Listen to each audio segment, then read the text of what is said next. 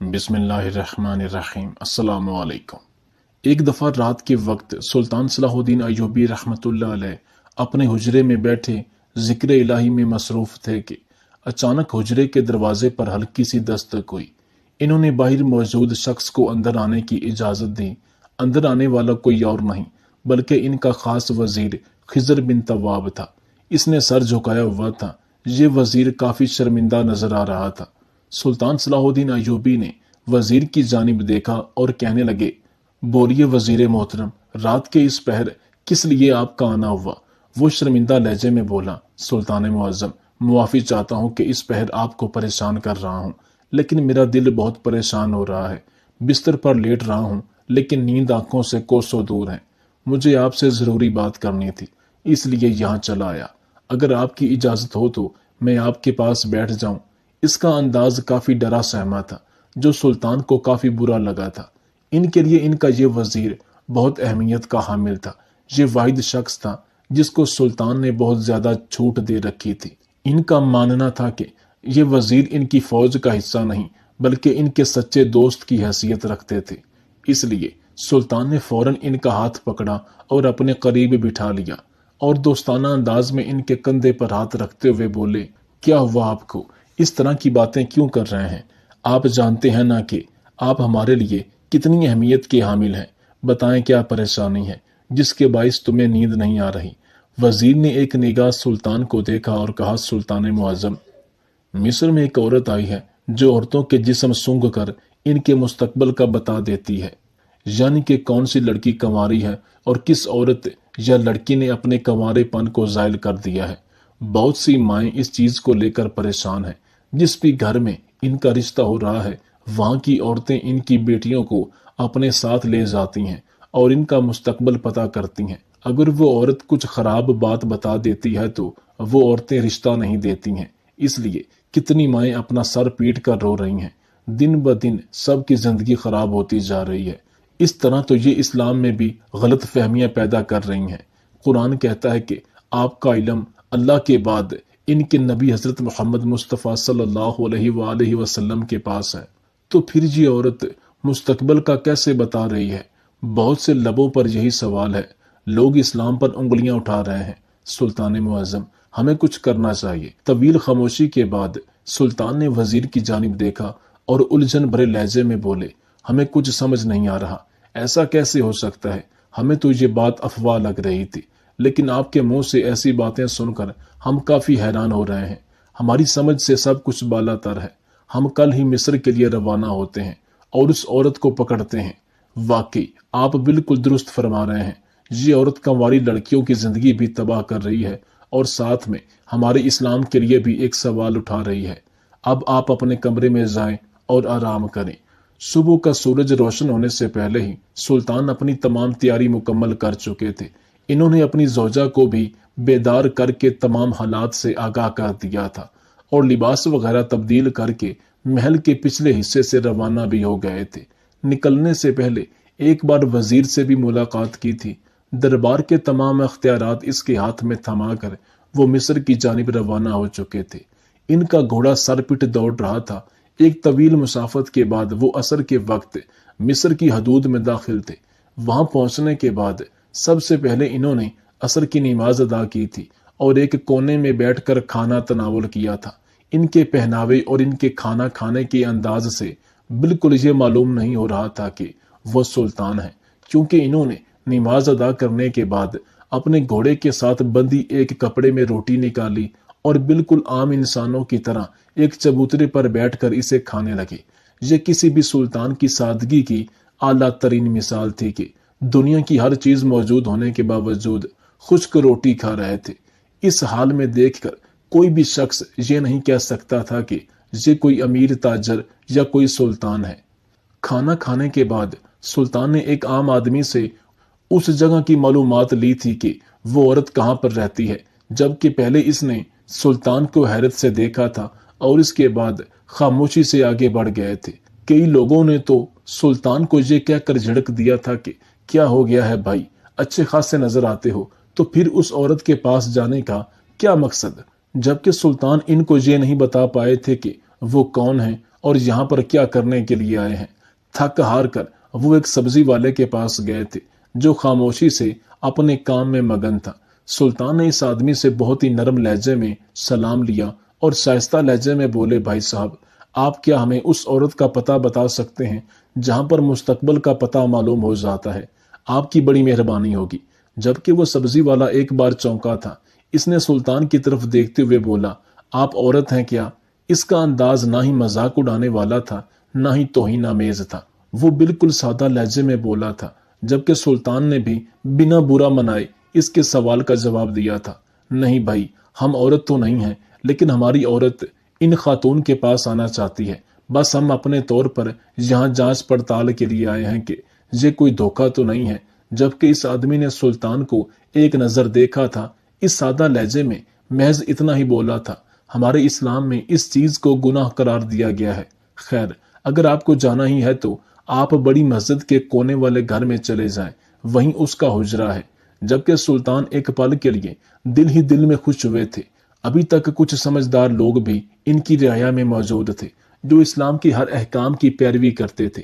انہوں نے اس سبزی والے کا شکریہ ادا کیا اور فوراً ہی اپنے گھوڑے پر بیٹھ کر بڑی مسجد کی جانب روانہ ہو گئے تھے۔ یہ مصر کی سب سے بڑی اور خوبصورت مسجد تھی۔ سلطان ہمیشہ مصر آنے کے بعد یہیں پر اپنی نمازیں وغیرہ ادا کیا کرتے تھے۔ انہوں نے سیدھا اس گھر کی جانب اپنا گھوڑا موڑ لیا تھا۔ دور ہی انہوں نے اپنا گھوڑا باندھا اور اس عورت کے دروازے پر پہنچ گئے۔ گھر کا دروازہ کھلا ہوا تھا۔ انہیں بنا اجازت اندر جانا معیوب لگ رہا تھا، لیکن جیسے ہی انہیں اندر سے خواتین کی آوازیں آنے لگیں اور ساتھ میں کچھ مردوں کی بھی، تو ان کی ہمت بڑھ گئی تھی اور وہ اس گھر میں داخل ہو گئے تھے۔ دروازے کے پاس ہی جوتوں کے ڈھیر لگے ہوئے تھے۔ یقیناً سب لوگ اندر ہی موجود تھے۔ وہ گھر بہت بڑا نہیں تھا، ایک کمرے پر مشتمل وہ گھر بہت چھوٹا سا تھا۔ سلطان اس کمرے میں داخل ہو چکے تھے۔ ایک طرف کو تو عورتیں بیٹھی ہوئی تھیں اور دوسری طرف مرد حضرات موجود تھے۔ سلطان خاموشی سے مرد حضرات والی جگہ پر آ کر بیٹھ گئے تھے، لیکن ان کی نگاہیں عورتوں کی مجلس پر تھی۔ وہاں پر موجود ایک عورت سربراہ بنی ہوئی تھی اور مکمل پردے میں عورتوں کو دین کی تعلیم دے رہی تھی، جبکہ دوسری طرف وہ بزرگ بھی مردوں کو دین کی تعلیم دے رہے تھے اور ان کو بتا رہے تھے کہ ہمارا اسلام کیا کیا سکھاتا ہے اور اللہ تعالیٰ کی طرف سے ہم پر کیا احکامات جاری کیے گئے ہیں۔ سلطان کو وہاں کا ماحول بہت مناسب لگ رہا تھا۔ جس طرح سے وزیر نے ان کے سامنے تمام باتیں رکھی تھیں اور اس کے علاوہ جو افواہیں ان تک پہنچی تھیں، ایسا تو کوئی بھی منظر ان کی آنکھوں کے سامنے تھا ہی نہیں۔ کافی دیر تک وہ وہاں بیٹھے ہر ایک چیز کا جائزہ لیتے رہے تھے۔ تمام چیزوں کو انہوں نے بغور دیکھا تھا، لیکن ان کی نگاہوں میں تمام حالات بہتر تھے۔ جیسے ہی اس مجلس کا اختتام ہوا تو سب مسلمان بھائی ایک دوسرے کے گلے لگ گئے تھے اور سب اس جگہ سے روانہ ہو گئے تھے۔ سلطان نے ایک بار پھر پلٹ کر اس گھر کو دیکھا تھا، لیکن ان کی آنکھوں کے سامنے کچھ بھی ایسا نہیں آیا تھا۔ وہ خاموشی سے اس گھر سے نکل آئے تھے اور سیدھا مصر کی مسجد میں داخل ہو گئے تھے۔ وہاں انہوں نے مغرب کی نماز ادا کی اور اس کے بعد مصر میں موجود وہ اپنے حجرے میں چلے گئے تھے۔ رات کو وہ دیر سے یہاں سے نکلنا چاہتے تھے۔ اس سے پہلے وہ معزز بزرگ سے بھی ملنا چاہتے تھے جو ان کے لیے بہت اہمیت کے حامل تھے۔ ان کی دعاؤں کی وجہ سے ہی سلطان خود کو بہت سکون محسوس کرتے تھے۔ تھوڑی دیر انہوں نے اپنے حجرے میں ہی وقت گزارا تھا اور اس کے بعد ان کے گھر کی جانب روانہ ہو گئے تھے۔ ان کے گھر کے قریب پہنچتے ہی انہیں پرسکون ہوا کا جھونکا لگا تھا۔ وہاں آتی ہوئی وہ خوبصورت خوشبو جب سلطان کے نتنوں سے ٹکرائی تو وہ خود کو معتبر محسوس کرنے لگے تھے۔ انہوں نے اس دروازے پر ہلکی دستک دی تو ان کا ایک شاگرد دروازے پر آیا تھا۔ سلطان نرم لہجے میں بولے، کیا ہم استاد صاحب سے ملاقات کر سکتے ہیں؟ وہ شاگرد ان کو وہیں ٹھہرنے کا کہہ کر اندر چلا گیا تھا اور اچانک ہی دو شاگرد فوراً دروازے پر آئے تھے اور سلطان کو اندر آنے کی دعوت دی تھی اور ساتھ میں معذرت بھی کی تھی کہ وہ نیا ہے، اس کو نہیں معلوم کہ آپ کون ہیں۔ جبکہ سلطان حیران تھے کہ ان کو کیسے پتا کہ میں کون ہوں۔ ان کو فوراً ہی معزز بزرگ کے پاس لایا گیا تھا جو ان کے استقبال میں پہلے ہی دروازے پر کھڑے ہوئے تھے۔ ان کو دیکھتے ہی انہوں نے اپنے ہاتھ پھیلائے تھے، جبکہ سلطان فوراً ہی ان کے سینے سے لگ گئے تھے اور ان کے پاس آتے ہی وہ معطر کر دینے والی خوشبو سلطان کو بہت ہی بھلی لگ رہی تھی۔ انہیں اپنا جسم بھی بہت پاک محسوس ہو رہا تھا۔ وہ پاک ہستی ہی تو تھے جو ہر وقت اللہ کی عبادت کرنا، برائی سے دور رہنا، لوگوں کی خدمت کرنا اپنا مقصد حیات سمجھتے تھے۔ وہ بہت نیک انسان تھے، یہ کہنا غلط نہ ہوگا کہ وہ اللہ کے بہت قریبی بندے تھے۔ انہوں نے فوراً ہی سلطان کو خوش آمدید کہا تھا اور اپنے کمرے میں لے گئے، جبکہ سلطان حیران ہوئے بغیر رہ نہیں پائے تھے کہ آپ نے ہمیں کیسے پہچانا، جبکہ میں نے اس لڑکے سے اپنا تعارف بھی نہیں کروایا تھا اور ہم اپنا بھیس بھی بدل چکے ہیں۔ جبکہ وہ معزز بزرگ سلطان کی بات سے مسکرائے تھے اور ان کی طرف دیکھتے ہوئے بولے، جس وقت آپ مصر میں داخل ہوئے تھے ہمیں تب بھی معلوم ہو گیا تھا، اور جب آپ ہمارے گھر کی طرف آئے تو آپ کی خوشبو سے ہم پہچان گئے تھے کہ ہمارے دروازے پر سلطنت کے بادشاہ سلطان آئے ہیں۔ کچھ دیر سلطان اور اس بزرگ کی بات ہونے کے بعد سلطان خاموشی سے اٹھے اور ایک طویل مسافت کے بعد اپنے محل واپس پہنچ چکے تھے، جبکہ وزیر جو سپاہیوں کو حکم دے رہا تھا وہ سلطان کو داخلی دروازے سے اندر آتا دیکھ کر حیران رہ گیا تھا۔ وہ بھاگ کر ان کے قریب پہنچا تھا اور ان کو گھوڑے سے اترنے میں مدد دی تھی، جبکہ سلطان وزیر کو سلام کر کے اپنے حجرے میں چلے گئے تھے۔ وہ ان کے پیچھے پیچھے ہی آیا تھا۔ سلطان غسل کرنا چاہتے تھے، لیکن وزیر کو حجرے میں موجود دیکھ انہوں نے اپنا ارادہ ترک کیا تھا اور حجرے میں موجود اپنی مخصوص جگہ پر بیٹھ گئے تھے۔ وزیر ان کو دیکھ حیرت کا اظہار کرنے لگا کہ سلطان معظم، آپ اتنی جلدی مصر سے کیسے آ گئے؟ آپ تو اس عورت کو پکڑنے کے لیے گئے تھے، اس کو سبق سکھانے گئے تھے، لیکن آپ کی واپسی ہمیں کافی حیران کر رہی ہے۔ وزیر کی بات سن کر سلطان نے وہاں ہوا تمام واقعہ ان کے گوش گزار کر دیا، جبکہ وزیر ان کو حیرت سے دیکھ رہا تھا۔ اس نے فوراً ہی خدشہ ظاہر کیا تھا کہیں سلطان معظم ان لوگوں کو آپ کی آمد کا علم تو نہیں ہو گیا، جبکہ سلطان مسکرائے تھے اور کہنے لگے، ہمیں نہیں لگتا، کیونکہ ہم جس لباس میں موجود تھے کوئی بھی ہمیں دیکھ کر پہچان نہیں سکتا تھا۔ خیر، اللہ سے دعا کریں کہ جو بھی افواہیں پھیل رہی ہیں وہ جلد ہی ختم ہو جائیں، ورنہ بہت برا ہو جائے گا۔ وہ یہ بول کر غسل کرنے کے لیے چلے گئے تھے، جبکہ وزیر بھی وہاں سے جا چکا تھا۔ وقت کا کام ہے گزر جانا، اور وہ اپنی رفتار سے گزرتا جا رہا تھا۔ دن اپنے معمول کے مطابق گزر رہے تھے۔ صبح کا وقت تھا، دربار پوری شان سے لگا ہوا تھا۔ سلطان اپنی نشست پر براجمان لوگوں کے مسائل کافی سمجھداری سے حل کر رہے تھے۔ اسی دوران ایک عورت دربار میں داخل ہوئی۔ اس کی حالت دیکھنے لائق تھی۔ ایسا معلوم ہوتا تھا جیسے وہ بہت لمبی مسافت طے کر کے آئی ہو۔ آنسوؤں سے چہرہ بھیگا ہوا تھا، پاؤں مٹی میں اٹے ہوئے تھے۔ سلطان اس عورت کو دیکھتے ہی بولے، اے خاتون، کیا ہوا؟ ایسا کون سا مسئلہ درپیش آ گیا ہے جو تم اس حالت میں دربار آئی ہو؟ بتاؤ، سب خیر تو ہے؟ ان کا لہجہ کافی اپنائیت بھرا تھا، جبکہ عورت سلطان کو نم آنکھوں سے دیکھتے ہوئے بولی، سلطان معظم، بہت پریشان ہو کر آپ کے در پر آئی ہوں۔ میرا یہاں آنے کا کوئی مقصد نہیں تھا۔ میرا ارادہ ایسا نہیں ہے کہ میں کسی کی روزی روٹی ختم کروا دوں، لیکن سلطان معظم، ہم مائیں پریشان ہو گئی ہیں۔ مصر میں موجود وہ خاتون ہماری بیٹیوں کی زندگی تباہ کر رہی ہے۔ میری 4 بیٹیاں ہیں، بہت مشکل سے میں نے ان 4 کا رشتہ لگوایا تھا اور خاندان بھی بہت اچھے تھے، لیکن میری پوری زندگی تباہ ہو گئی۔ جیسے ہی میری بیٹیوں کے سسرال والوں کو یہ معلوم ہوا کہ مصر میں ایک عورت ہے جو لڑکیوں کے جسم کو سونگھ کر ان کے مستقبل کا بتا دیتی ہے، تو اس کی ساس ہمارے گھر پر آ گئی۔ پہلے بڑی بیٹی کو لے کر گئی تو اس عورت نے یہی بتایا کہ مستقبل میں یہ تمہارے بیٹے کے ساتھ بہت کچھ غلط کرے گی، تمہارا بیٹا اگر اس سے شادی کرے گا تو۔ ان لوگوں نے فوراً ہی ہم سے رشتہ توڑ دیا اور ساتھ میں میری بیٹی کو بہت برا بھلا کہا۔ بڑی بیٹی کی منگنی کو کافی سال ہو گئے تھے، لیکن ان لوگوں کو ترس نہیں آیا۔ میری بیٹی نے ان کے آگے ہاتھ تک جوڑے کہ آپ ایسا نہ کریں، لیکن وہ ظالم بنے میری بیٹی کو دھتکار کر چلے گئے۔ دوسری بیٹی کے ساتھ بھی یہی ہوا، اور اس عورت نے بولا کہ یہ اگر تمہارے بیٹے سے شادی کرتی ہے تو اس کی اولاد نہیں ہوگی، اور ان لوگوں نے ہم سے رشتہ ختم کر دیا۔ تیسری کے ساتھ بھی یہی ہوا، اس نے کہا کہ اگر اس سے رشتہ ہوتا ہے تو تمہارا پورا خاندان اجڑ جائے گا، اور جب چوتھی کی باری آئی تو غضب ہو گیا، کہنے لگی کہ اگر تمہاری اس لڑکی سے شادی ہوتی ہے تو ساس سسر مر جائیں گے، اور ساتھ میں حیرت انگیز طور پر اس نے ایک بہت بڑی بات کی کہ یہ لڑکی اپنا کنوارا پن زائل کر چکی ہے، لہٰذا اس سے شادی کر کے تم اپنے بیٹے کو عذاب میں مبتلا کر دو گی۔ اسی طرح ایک ایک کر کے اس عورت نے میری 4 بیٹیوں کے رشتے ختم کروا دیے۔ میری اور بھی سہیلیاں ہیں، ان کی بیٹیوں کے ساتھ بھی یہی سب ہوا ہے۔ سلطان معظم، ہم تنگ آ گئے ہیں، آخر ہم ایسا کیا کریں؟ جس سے ہمیں نجات مل جائے۔ اگر ہم اپنی بیٹیوں کا رشتہ کہیں کریں گے تو وہ بھی ہماری بیٹیوں کو اس عورت کے پاس لے کر جائیں گے، اور وہ عورت میری بیٹیوں کے جسم سونگ کر پھر کوئی نہ کوئی مسئلہ بتا دے گی۔ اس طرح تو میری بیٹیوں کی شادی ہو ہی نہیں سکتی۔ جبکہ سلطان یہ سن کر حیران ہو گئے تھے، ان کے ماتھے پر شکن پڑ چکے تھے۔ برابر میں کھڑا وزیر بھی کبھی سلطان کو حیران ہو کر دیکھتا تو کبھی اس عورت کو۔ سلطان کا کہنا تھا کہ وہاں پر ایسا کچھ نہیں ہو رہا تھا، بلکہ وہ عورت تو دین کی تعلیمات دے رہی تھی، لیکن یہاں تو معاملہ ہی کچھ اور تھا۔ جبکہ سلطان نے اپنے غصہ اور خود کو بڑی مشکل سے سنبھالا تھا، کیونکہ دربار میں کسی کو یہ بات معلوم نہیں تھی کہ سلطان مصر گئے تھے اور اس عورت سے ملاقات کی تھی۔ انہوں نے سب کے سامنے اس عورت کو دلاسا دیا اور وہاں سے واپس گھر بھیج دیا، جبکہ وہ خود اب بہت زیادہ پریشانی میں مبتلا ہو چکے تھے۔ انہیں بہت کچھ غلط ہوتا ہوا محسوس ہو رہا تھا۔ ان کا دماغ اب 100 کی رفتار سے کام کر رہا تھا۔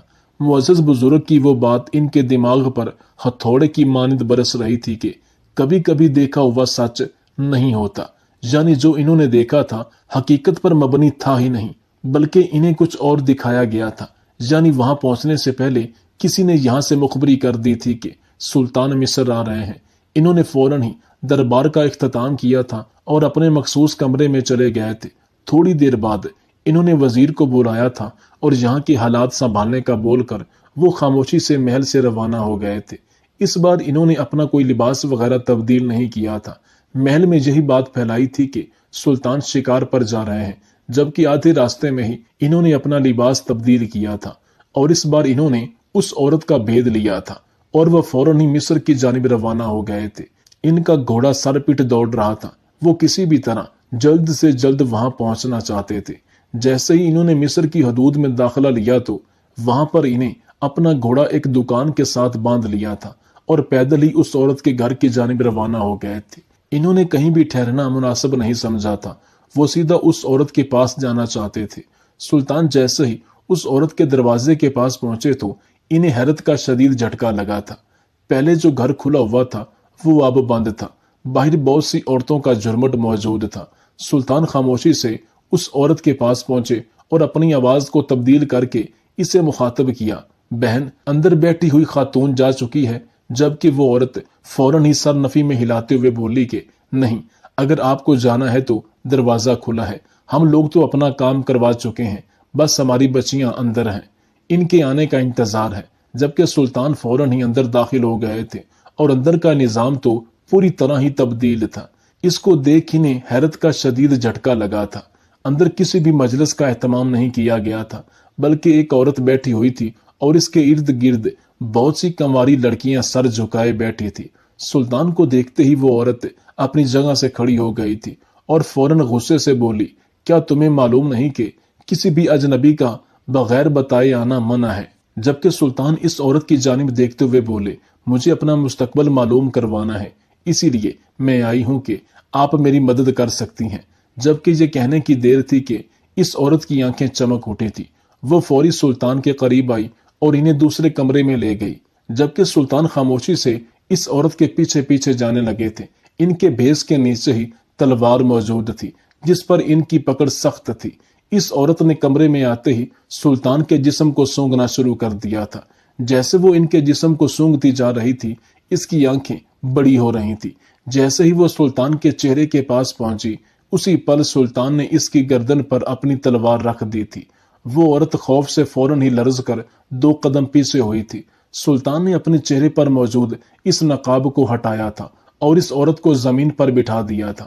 وہ عورت تھر تھر کانپ کر سلطان کو دیکھ رہی تھی، ان کی آنکھیں شعلہ برسا رہی تھیں۔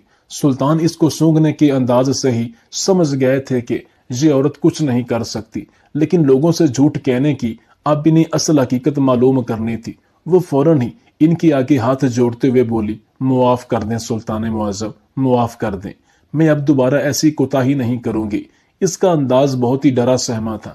اگر وہ مستقبل کا بتا پاتی تو اتنا ڈر کیوں رہی تھی؟ سلطان اس کو اس کے کمرے میں ہی لے گئے تھے جہاں پر اور عورتیں بھی موجود تھیں۔ جبکہ اس عورت کی ایسی حالت دیکھ تمام لڑکیاں اپنی جگہ سے کھڑی ہو گئی تھیں اور ایک کونے میں لگ گئی تھیں۔ بہت سی عورتوں نے سلطان کو پہچان لیا تھا، جبکہ انہیں حیرت سے دیکھ رہی تھی۔ شور کی آواز سے باہر موجود خواتین بھی اندر آ گئی تھی اور جیسے ہی سلطان نے مزید دباؤ اس عورت کی گردن پر بڑھایا تو اس کو بولنے کا حکم دیا تو وہ فر فر بولی تھی کہ میں کوئی مستقبل کا پتہ نہیں جانتی، میری زندگی میں جو ہوا تھا میں اس کا بدلہ پوری رعایا کی عورتوں سے لیتی ہوں۔ میری جہاں شادی پکی ہوئی تھی میری ساس نے مجھے دھکے دیتے ہوئے بولا تھا کہ تم تو بانجھ ہو، تمہارے ہاں اولاد پیدا نہیں ہوگی، اور ان کی اس بات نے میری پوری زندگی تباہ کر دی۔ کوئی بھی مجھ سے شادی نہیں کرنا چاہتا، جو بھی میرے پاس آتا ہے وہ یہی کہتا ہے کہ ارے یہ لڑکی تو ہمیں پتا ہے کہ بانجھ ہے۔ اس دن کے بعد سے ہی میں نے قسم کھا لی تھی کہ میں کسی بھی لڑکی کو اب آباد نہیں ہونے دوں گی، اور میں نے پھر یہ کام شروع کیا تھا کہ میں عورتوں کے جسم سونگ کر ان کے مستقبل کا بتاتی ہوں۔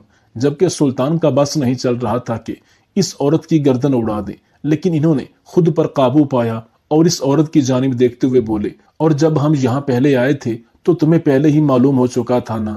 ان کا انداز سوالیہ تھا، جبکہ عورت فوراً ہی بولی تھی، جی سلطان معظم، اس سبزی والے نے مجھ تک یہ پیغام پہنچا دیا تھا کہ ایک آدمی آپ کے حجرے کا پتہ معلوم کر رہا ہے، اس لیے میں نے پہلے ہی تمام حالات بدل دیے تھے، کیونکہ مجھے ڈر ہی آپ کا تھا کہ آپ کہیں میری جانچ پڑتال کرنے کے لیے نہ آ جائیں، لیکن اس بار میں دھوکہ کھا گئی۔ وہ عورت دکھ سے بولی تھی، جبکہ سلطان نے تعصب سے سر جھٹکا تھا۔ اس کی حقیقت جیسے ہی ان عورتوں کو معلوم ہوئی تو سب ہی اسے مار دینے کی درخواست کرنے لگے تھے۔ نہ جانے اس بدبخت عورت نے کتنے گھروں کو برباد کر دیا تھا، جبکہ سلطان نے اس عورت کو ایک آخری موقع دیا تھا، کیونکہ اس کے ساتھ بھی ٹھیک نہیں ہوا تھا۔